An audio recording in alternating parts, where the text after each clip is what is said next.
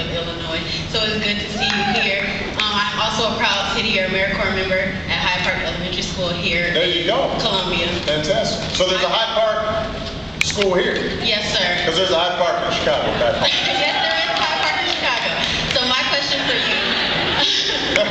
Hey. My question for you, Mr. President, how can City Year and other AmeriCorps programs support the goals of My Brother's Keeper? Well, first of all, City Year AmeriCorps, for those young people who are thinking about public service or want to serve before they go on to graduate school, or in some cases want to get involved before they go to college, AmeriCorps programs are an outstanding way to help fund your college education.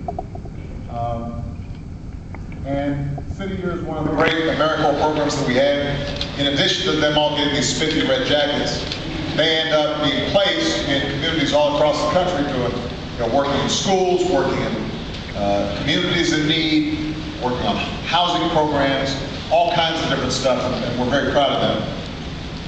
My Brother's Keepers, the idea, the genesis of this came after the Trayvon Martin verdict. And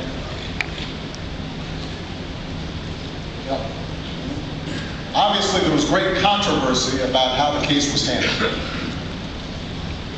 And Eric Holder, by the way, has done an outstanding job getting our Justice Department to stay focused on the equal application of the law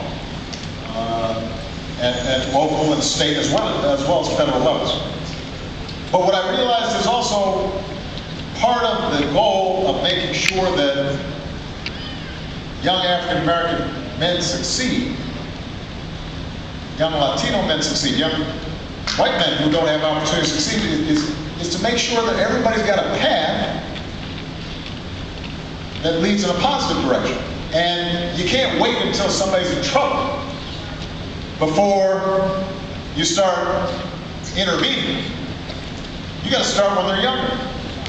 You got to, because the statistics show that if a child, by the time they're in third grade, is reading at grade level, they are far more likely to be able to graduate and succeed. If a child doesn't get suspended or disciplined in school, they're far less likely to get involved in the criminal justice system. If they get through high school without being involved in the criminal justice system, they are far less likely than to ever get involved in the criminal justice system. So there are these points where we know that if you intervene in a timely way, it'll make a difference. So what we've done is to get pledges from foundations and philanthropies. We've recruited businesses. We've gotten the NBA involved. We've gotten every agency in our government involved. And we've got cities, and your mayor is participating in this, so Columbia is participating in this, in coming up with local plans for how are we going to give opportunities, pathways for mentorship, apprenticeship, after-school programs, job search, college prep, you name it. And each community is coming up with its own programs and plans, and then we are partnering with them and helping match them up with folks in their area who are also interested in resourcing these initiatives. And AmeriCorps, I think, is a key part of this, because where a city or a state or a local community has a good plan, there's an opportunity for City Year or any other AmeriCorps program to be plugged in to that plan, to become part of that plan. And my hope is that over the next several years and beyond my presidency, because I'll stay involved in this, that in every city around the country, we start providing the kinds of help that is needed to make sure our young men are on the right track. Now, I want to point out, by the way, I'm not neglecting young women, because as you might expect, Michelle would not let me. So she's initiated programs for mentorships, and we've got an entire office in the White House for women and girls that's focused on some of these same initiatives. But there is a particular challenge that we face for African American and Latino men, young men of color, and we've got to be honest about that. We're losing a large portion of our generation, or a big chunk of this generation and the previous generation. I was talking to we have something called the Council of Economic Advisors.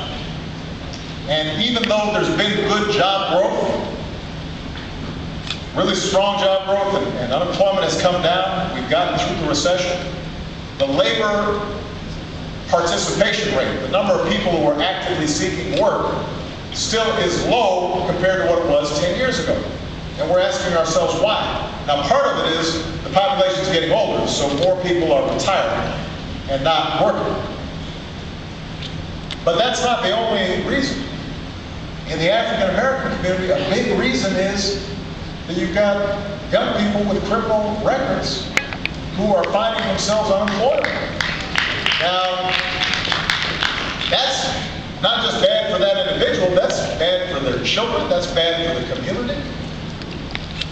So this is part of the reason why it's so important for us to rethink how we approach nonviolent drug offenses, which is responsible for a lot of the churn of young men of color going through the criminal justice system.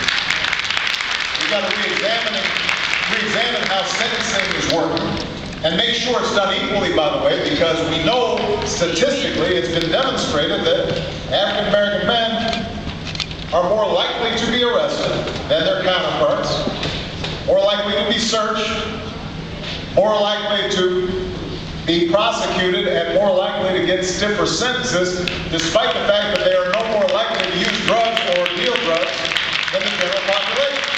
And that's a problem.